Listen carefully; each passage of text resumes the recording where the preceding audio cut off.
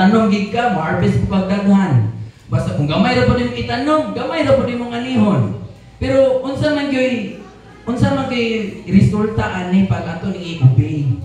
No kay that kanang I believe nga next ani naman tayo tanom kay mag-squal man ta offering special offering man ta. Pero what is the purpose dahil nano jud ay magtanom gyud ka?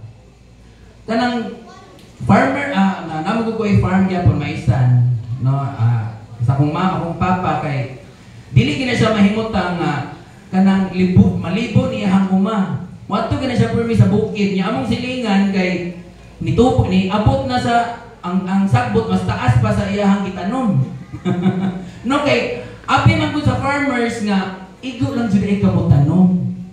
Dili lang gid ay ingana igsuon nga igo lang kamutanom nya wa na kay buhaton. Kay two things ra gyud ang mo resulta ana. Pwede ka maka-harvest, pwede ka nga dili bisan nagtanom ka. Agree? Di ba? Pwede ka maka-harvest, pwede po ka nga dili maka-harvest. Although nagtanom mo, sa imo mo kitanong, pero pwede nga maka-harvest ka, pwede po nga dili. Unsa may kulang? Ang action. Dapat na ay action.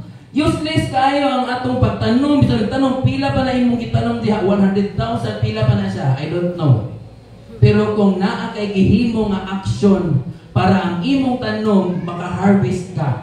Kaya pwede magod nga nagtanong ka karon pero lain ang i-harvest. Depende na siya nga. Ingon pa, do not wait for others to build your dream. Instead, build your dream. Kaya na ikaw may nagtanong. Dili nang bitaw ingon nga taman nga may pasiya kay kanang blessed na jud kaayo siya. May pasiya kay kuan na siya. Wa ka kabalo nga nagtanong siya pero naningkamot pud siya niya. Ang Ginoo man gud mo ni presentius Ginoo. Ang Ginoo dili na motabang sa mga tapulan, motabang na siya sa mga kugihan. Ana na siya mga igsoon. So, ug dili ko ka motanong, wala po siya. Dili po ka makareceive ang giingon sa Ginoo nga abundant crop. Pero may nang itanong ka, at least ang kulang na lang, lihok na lang nimo. Kaysa wa pagi kay lihok, wa pagi kay gitanong, wa mo abot. So at least nga nagtanong ka, ang kulang na lang nimo is lihoko na lang nimo nga ang imong tanong mo tubok to siya para maka-harvest ka. Mo na pag-harvest akong papa, harvest glory to God, dako siya gahalin. Ang among silingan naningon na lang nga, haya-haya nimo brad, oy dako magay na harvest. Igo na lang sa ana nga haya-haya, na naman siya kay igo ra man siya tanong niya, walay bisita sa umma, nagpahaya-haya kay nagpaabot ra nga mo ani. Yung sa minita po sa iyang kamaisan, ni Kuya, tabi na karoon nga panahon, kay init kayo. So, kinahanglan siya atimanon nga. Well, nag-plant ka, atimanon, lihukon, para mo abot ang panahon, you will harvest a great crops. Amen ba? So, muna yung prinsipyo. Dapat din lang ingon nga, murag si Hawan tamad nga, igo na tanong niya na, magulat na kagtama, hulog ang bayabas para makuha ni mo. Lihukon siya, katkaton or putlon ng bayabas para makuha agad ito mga. So, yung ana siya mga igsoon. So, masahay man God na blind daaning about giving. So, ang giving is automatic magtanong kita kay mag-expect mong itag blessing sa Ginoo, right? Na-expect nga 10% is 10% kinasiya. What will you do yung 90%? Nabigyan po ilabot si Lord? Nagyan po silabot si Lord. No? Diha na rin tatudluan mag financial management. No? Financial, kasi pag makabalo ka financial admin, ang 10% is built in naman guna sa financial management. You can give freely, you can give happily if you know how to manage financial aspect. Sayo na lang ang paghatag sa 10%. Dili na ingon nga, kinahanglan pagkita mo masakitan para, kanap ito sa verse nga, kinahanglan pagkita masakitan para mo hatag. Hantod kinos amang ka dapat masakitan di ay na forever ka dapat masakitan. Dapat ka nang muhatag ka nga with free, ka nang dili bitaw ingon nga, Lord, mo na ditong 500 akong gihatag ni pastora, ano siya na pilin, pero ay dilip jud Lord, maka-harvest gid ko. Kanos ama na nga kuan praises, sa una pa maguro na. Nga hatag ka, mo na gitulor, pero ikaw rin ka naghulat, okay, giliho. Ulto, maayo ang naghatag ka, nagseed ka. Maayo nga naghatag ka sa imong 10%, pero ang thought lagi, unsa may inyong gibuhat? Naghayang-hayang ra bata, a little fold of hands will get you poorer. No, so mo na siya. So maghatag ta karon ha, maghatag ta karon. Pero it doesn't guaranteed, ingon pa sa insurance, dili siya guaranteed nga maka-harvest ka. No, muhatag ka karon because you know nga naa kay dream, nga naa kay pangandoy nga gusto nimo kabuton para sa imong anak, sa mga estudyante. Magtanong ta. And dili lang na siya ingon nga nagtanong ka, di na lang ka mag-study kaya nagtanong because Ginoo dili. No? Dapat nagtanong ka, nagtanong ka na kay pangandoy. Nya dili man na mahitabo ang pangandoy kung dili nimo lihokon. Kay wala may fixer. Walay fixer sa atong mga pangandoy nga pwede ra ta muhay og sambani. Kuan ko diha kay gusto ko mahimong kuan. Dili. Walay fixer sa Ginoo. Kita tanan mo undergo og process. Muna kung magtanong mo, mga estudyante, mga mama, kung na may plano para sa inyong mga anak na makahuman mag-eskwela, dili gyud ing anak kamubo ang kumot sa Ginoo para dili na kaputon mapangandoy ninyo. No?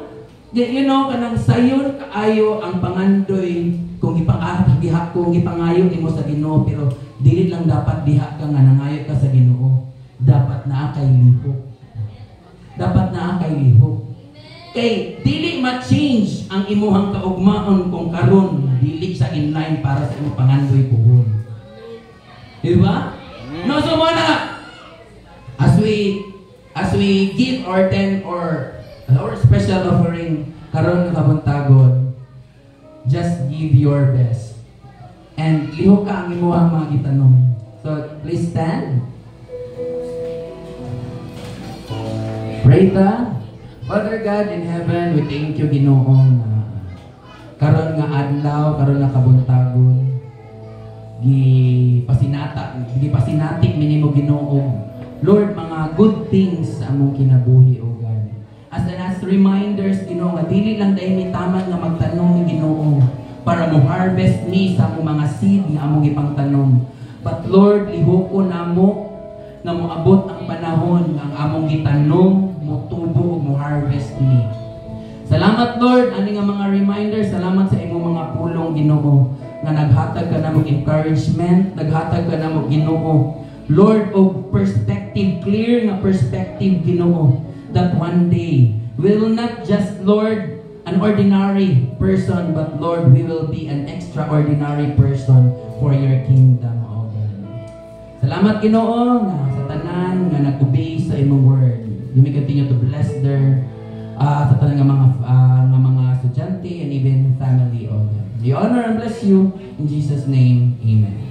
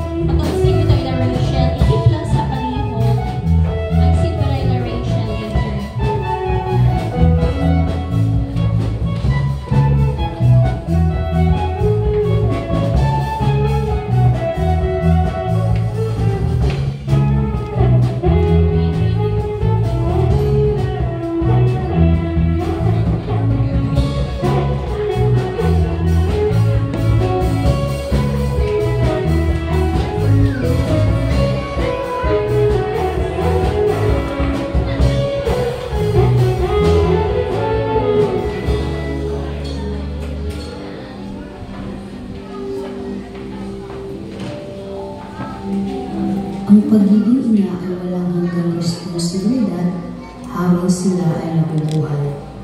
Bukod tangi ang kanilang aruga at sakripisyo para sa kanilang mga pamilya. Kaya, Nay, salamat sa iyong gabay. Kapag ako'y nalulubay, ikaw ang aking kaagapay. Salamat dahil hindi mo ako pinabayaan. Sa tuwing may problema, andyan ka para ako ay gabayan.